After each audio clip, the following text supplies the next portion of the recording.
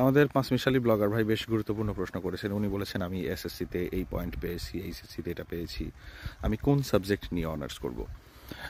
এক্ষেত্রে আমি বলবো যে এই পয়েন্টের সাথে মূলত অনার্স আপনি যেটা ইচ্ছা করতে পারেন, সমস্যা নেই। রিকোয়ারমেন্ট পয়েন্টস খুবই কম থাকে, নর্মালি 6 পয়েন্ট 6.5 পয়েন্ট পেলেই যে কোনো সাবজেক্টেই পড়া যায়।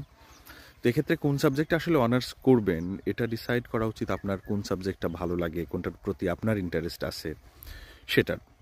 ঠিক আছে, এবারে যদি বলি যে আপনার কোনো সাবজেক্টই আপনার ওরকম খুব একটা ভালো লাগে না, বা আপনার খুব বেশি দক্ষতা এরকম নেই, মানে আমি মোটামুটি স্টুডেন্ট, খুব ভালো স্টুডেন্ট না, তাহলে কোন সাবজেক্টে অনার্স করব।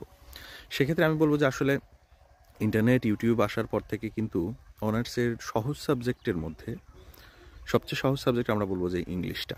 কারণ ইংলিশ সাবজেক্ট এমনও হয়েছে যে এক্সামের 2 দিন আগে একটা কোর্স নিয়ে আমি রাতভর ক্লাস করিয়েছি, পরদিন এক্সামে গিয়ে পরীক্ষা দিতে পেরেছে স্টুডেন্ট, ভালো রেজাল্টও করেছে, এরকমটা কিন্তু হয়।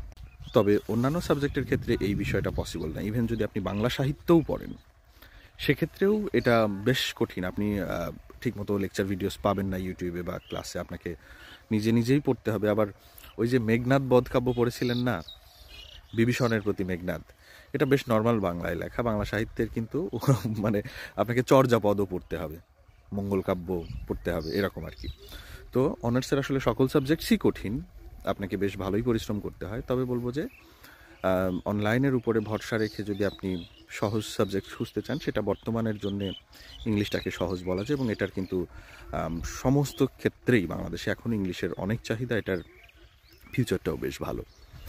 এবং আমাদের ক্লাসগুলো বিশেষ করে স্টুডেন্টদের জন্য খুবই উপযোগী করে তোলা, একেবারে অল্প সময় থেকে শুরু করে, মানে ধরেন আপনার হাতে 2-3 দিন 5 দিন সময় আছে, আপনি তারপরেও আমাদের ক্লাসগুলো একটানা বসে করে আপনি একটা ভালো এক্সাম দিতে পারবেন। আবার আপনার হাতে ধরেন পুরো 1 বছর সময় আছে, রেগুলার 1-2টা করে জাস্ট ক্লাস করবেন, ছোট ছোট ক্লাস করবেন, প্রেশার ছাড়া আপনার ভালো প্রস্তুতি হবে। তো এভাবে করা যায়।